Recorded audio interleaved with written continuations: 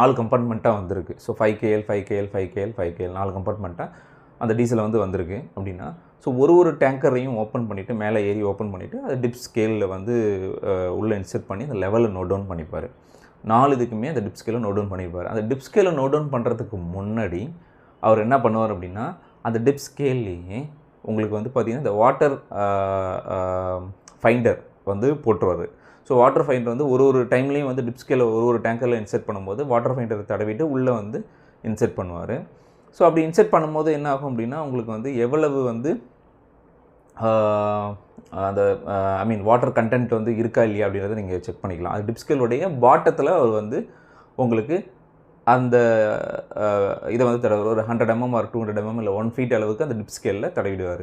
ஏன்னா எப்பவுமே வந்து வாட்டர் கண்டென்ட் எப்படி உங்களுக்கு இருக்குன்னா பிலோவில் தான் இருக்குன்னா டென்சிட்டி ரொம்ப அதிகம் கம்பேர் வித் டீசல். ஸோ அதனால் வந்து கீழே தடவிடுவார். அதே டிப் ஸ்கேலில் அந்த டாப்பில் அவங்க சொல்லுவாங்களே